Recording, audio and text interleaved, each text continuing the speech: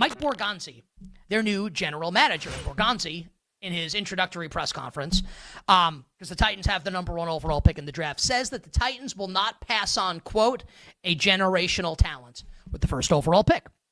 And I know that Femi and PJ talked about this yesterday on the show. I think it was really smart of them to do this.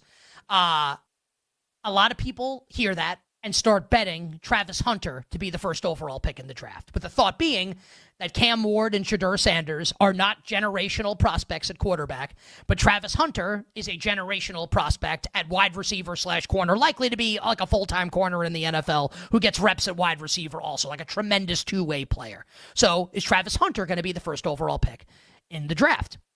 So here's where I'm at on this, because I thought about this a lot earlier, and Femi and I talked about this earlier today on the phone. Look, we're huge sports fans, and we love to bet. And we just love this stuff. We love the NFL. So there are some quotes recently from Titans head coach Brian Callahan, who I can tell you that people in the league think that this guy is not going to be a great head coach, to say the least. Doesn't have to be true, but I'm just saying that people in the league say that. Quotes from Brian Callahan talking about this past season, specifically at the time, second-year quarterback going into year 3, Will Levis.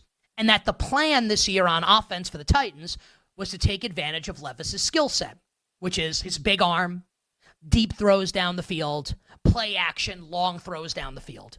And because the Titans' offensive line was in shambles the entire year, Levis didn't have time to sit there and wait for receivers to get open down the field, and he would either get sacked, take hits, throw interceptions, literally hand the ball to the opposition. And the Titans couldn't run an offense with Levis because Levis, and this is Brian Callahan saying this, not me, is not like a precision passer at this point in his career. So they couldn't run like a short passing scheme because that's not what Levis does. He can't do it. He's a downfield passer at this point in his NFL career. So you hear that, and then you remember that Borgonzi is about to be a GM for the first time. He didn't pick Will Levis. You think he cares about Will Levis at all? No. He wants his own guy. He wants his own guy to come in at quarterback.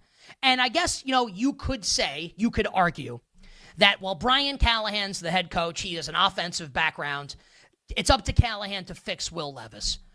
I think it's pretty damning to say that a quarterback is not accurate when he can't throw the football like 10 yards down the field accurately, can only sling it deep. That sounds really bad to me.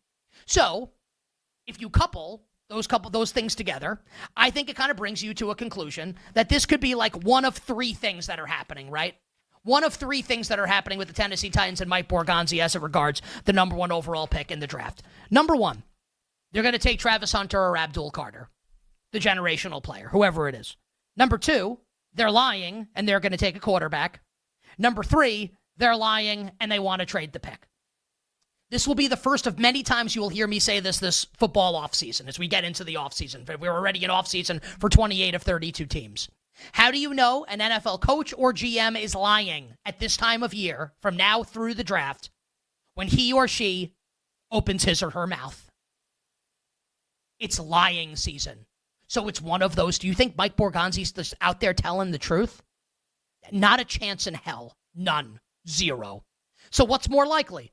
That they're trying to get offers to trade the pick for Travis Hunter, someone's going to go up to 1 to get Hunter, or they're going to look to add a quarterback because they don't have one on the roster. And he didn't pick the guy that's currently there. So Femi yesterday on the show talked about betting Shedeur Sanders and Cam Ward. It doesn't have to go that way. Things can change. They could take Hunter. They could take Carter. They could take Ashton Genty. Who knows? Just that right now, I agree with Femi. And I think that the most likely course of action for the Titans is that they are going to take a quarterback with the first overall pick coming up of the NFL draft. Femi, I loved what you and PJ had to say about the number 1 overall pick in the draft yesterday. Mm-hmm. You feel pretty strongly at this point, right, that it's going to be a quarterback at number 1, and obviously reserves the right to change our collective minds.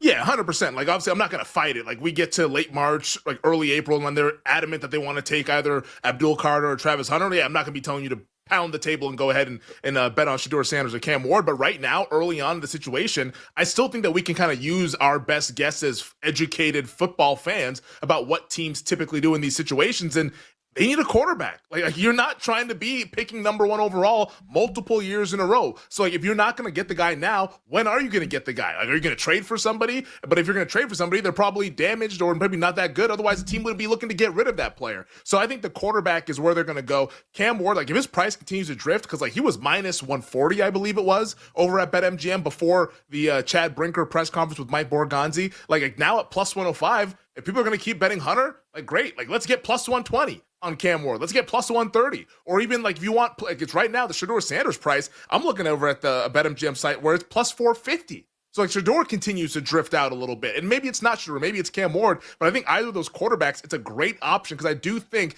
they need a signal caller. It doesn't sound like they're in love with Will Levis, nor should they be. We played the highlight coming back from break. You want that to be their face of the franchise? No, you don't want that. So I think it's one of these QBs who will ultimately take first overall, and they'll try to compete with those Houston Texans who, like you mentioned, Nick, are set up pretty nicely in this putrid AFC South division.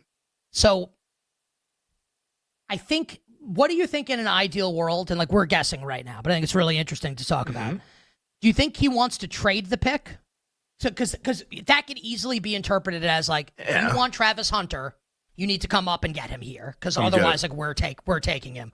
Or do you think this is just, hey, I'm just gonna lie immediately? And for anyone out there, listeners and viewers, who are like, why would he do that? This is what GMs and coaches do this time of year. They all lie through their teeth, and it's what you're supposed to do. I don't even mean it as an insult; it's a compliment. It'd be ridiculous if they were all out there telling the truth. Like, you know who tells the truth? Like Dave Gettleman. Like idiots tell the truth. Smart people lie this time of year. Yeah, Gettleman told us he was taking Saquon Barkley, number 2 overall. And Daniel Jones. I love Saquon. And Daniel Jones. I could see him doing I think he just wants to have the phone calls with the other general managers. Because I think he wouldn't be doing his job if he didn't leave the door open to maybe get wowed if somebody fell in love with Travis Hunter and wanted to move up to number 1, or maybe somebody falls in love with Cam Ward or Shedeur Sanders. But my guess is that he's going to need to take one of these guys, so he's not going to want to trade that much far back in the draft. So I think he's going to listen to calls, as he should, but ultimately I think he's going to be stuck there at number 1. He's going to be forced to make a pick because everyone's talking about this draft outside of Hunter and Abdul Carter. Where's the generational prospect? So I think they ultimately stick and pick, and it's going to be either Ward or Sanders. I'm very, very excited, and I know we have Championship Sunday coming up this weekend. Yeah, the NFL draft's the best. Like, we love it. Yeah. To be fair, flying season. We say lots of things are the best on the show, and we mean it like every time. Sports are the best, and betting on sports is the absolute best.